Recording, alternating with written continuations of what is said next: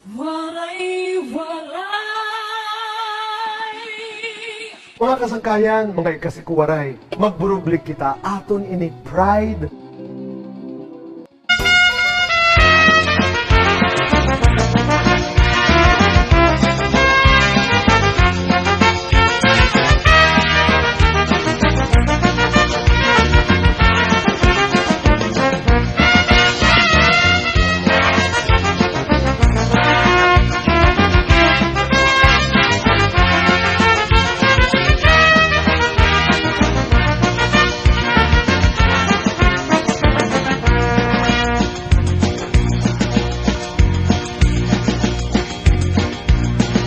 Inin kurat sa nga sarayawon, ayon hanlitin yu og samarnon, mga kalagasan ug batanon, hakurat sa naray hakbudayon.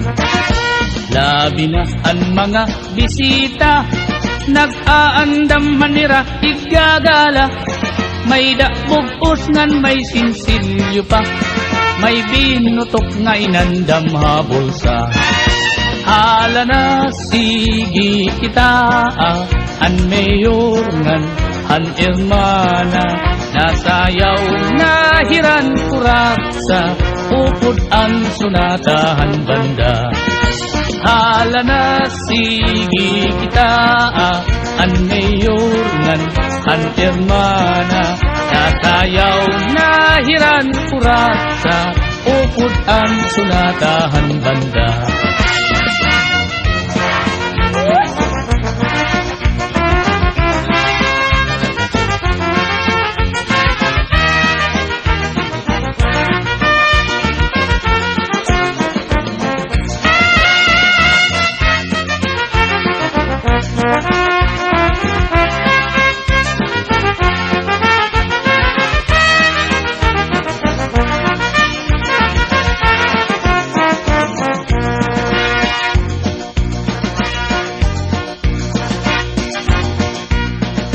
Sikat good labi kun may patron, mga dayo lain-lain nga nawong, an kadam-an na adto haplasa, nag-aarig hinpag kuratsa.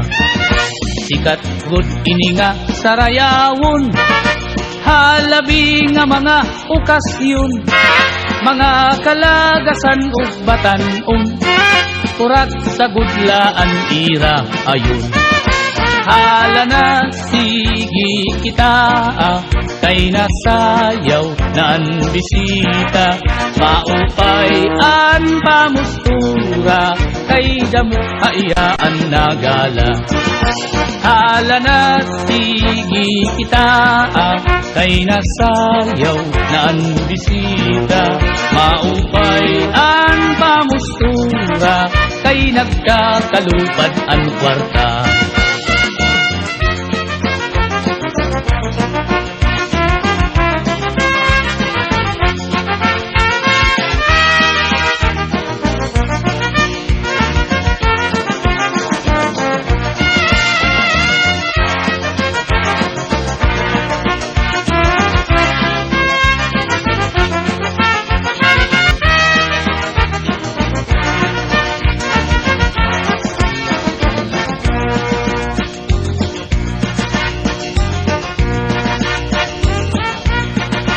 May da bisita nga lagas na, kun nalakat nagtuturutumba, pero nan mimiling pahindaraga, nga iya ig-aadupin kuratsa.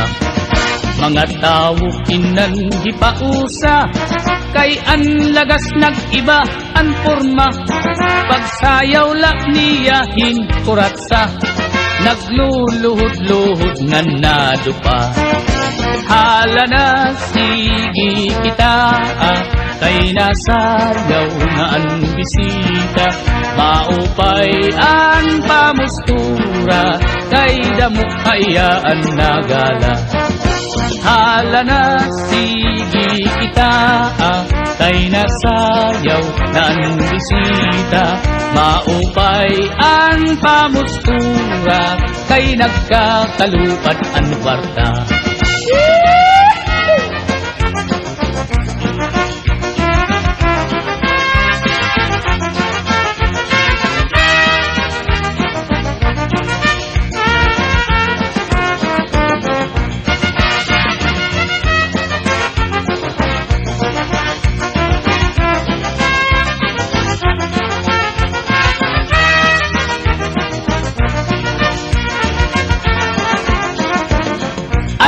ay nakikita, nakikita. An banungan, an kugita, makapyuton. An banu madinagit nun, ay nakikita, nakikita. An banungan, an kugita, makapyuton. An banu madinagit nun.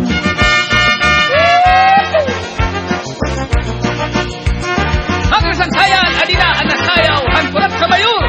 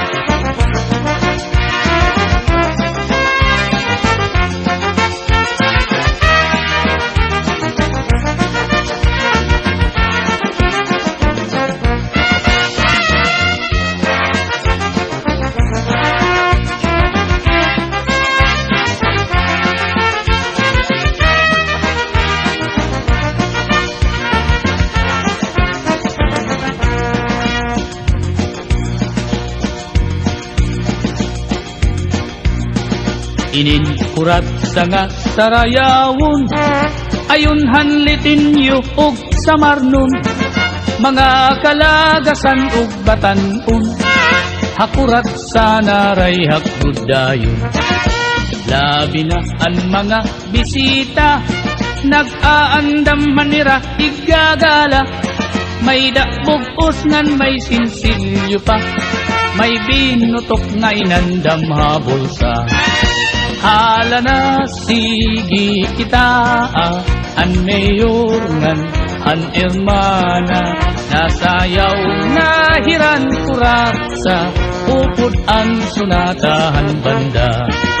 Hala na sige kita, an mayor ngan an hermana, nasayaw na hiran kurasa, upod ang sunatahan banda.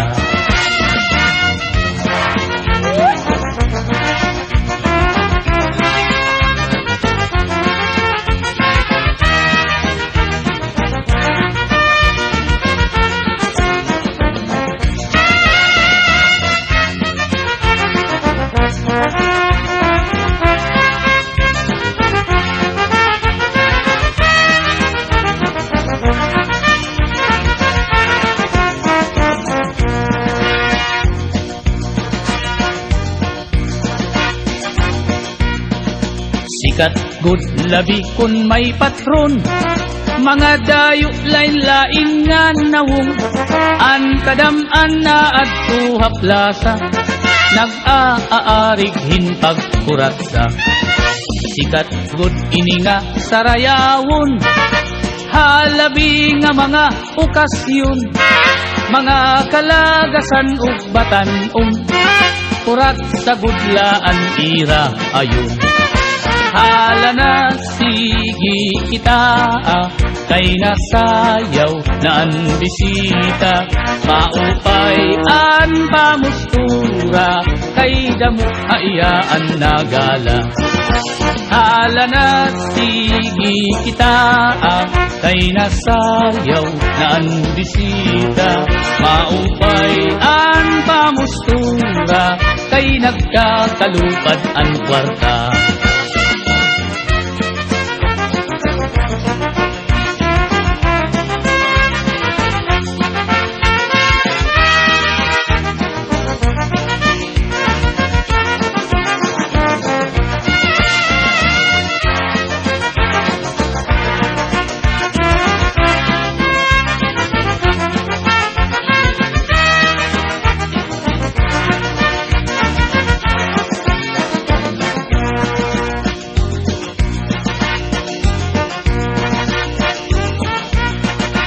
May da bisita nga lagas na, kun nalakat nagtuturutumba, pero nan mimiling pahindaraga, nga iya ig-aadukin kuratsa. Mga tao inan hipausa, kay an lagas nag-iba an forma, pagsayaw la niya hin kuratsa, nagluluhod-luhod nga nadupa. Hala na sige kita, kay nasayaw na ang bisita, maupay ang pamustura, kay damo hayaan nagala. Hala na sige kita, kay nasayaw na ang bisita, maupay ang pamustura, kay nagkakalupad ang kwarta.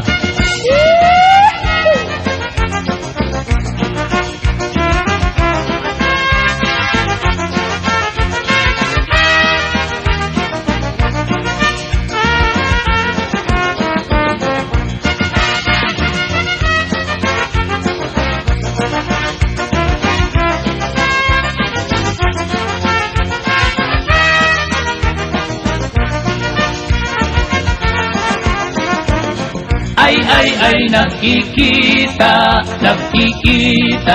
an banungan, an kugita, makapyuton, an banu madinagit nun. Ay nakikita, an banungan, an kugita makakyuton, an banug madinagitnon.